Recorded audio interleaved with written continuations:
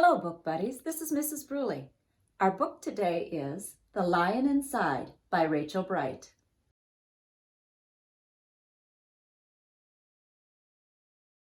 In a dry, dusty place where the sand sparkled gold stood a mighty flat rock all craggy and old. And under that rock, in a tiny full house, lived the littlest, quietest, meekest brown mouse. He was so very tiny, so incredibly small, that nobody noticed him ever at all. Hello! He got stepped on, ow! And sat on, ouch! He missed out on stuff. Ignored and forgotten, his mouse life was tough. Meanwhile, far above, on top of the rock, times were quite different. It was Lion O'Clock. This huge, toothy creature made sure everyone saw how important he was by how loud he could roar.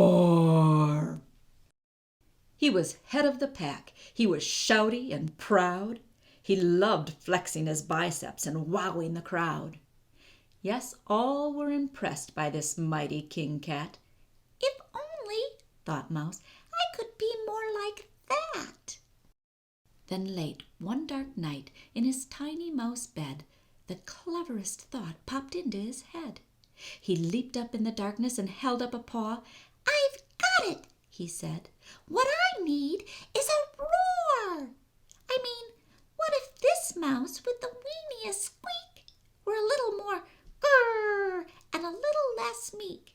Well, he'd still be the smallest of fuzzy brown mice, but he'd make friends and join in, and life would be nice." "Yes," thought the mouse, "I must find out how. I will learn how to roar, and I will learn it now." But it wouldn't be easy.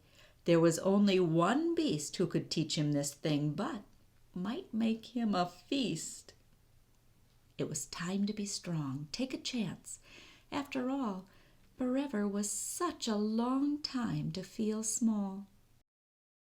So he made himself brave. He thought like a winner. He set off for the top, hoping not to be dinner. It felt like the scariest thing he could do. But if you want things to change, you first have to change you.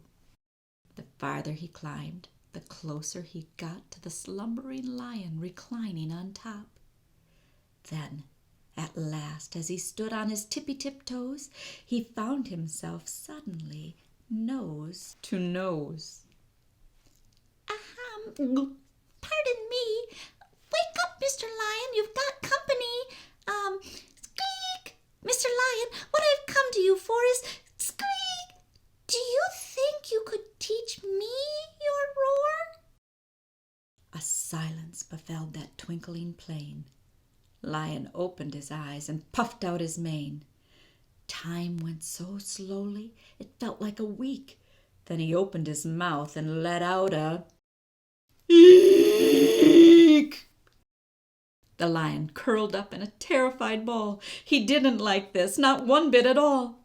"Don't hurt me," he whimpered. "Oh, try to be nice." Well, this mighty, great lion was frightened of mice. "Don't worry," Mouse peeped. "I'm here as a friend.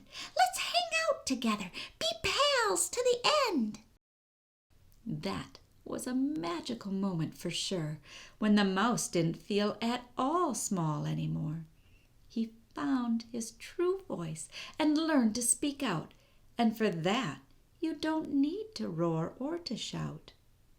And from that day and always, the two were a pair. They both liked that rock better now that that rock was to share. The mouse, while still little, felt big in his head, and Lion, he still roared, but with laughter instead. Ho, ho, ho, ho, ho.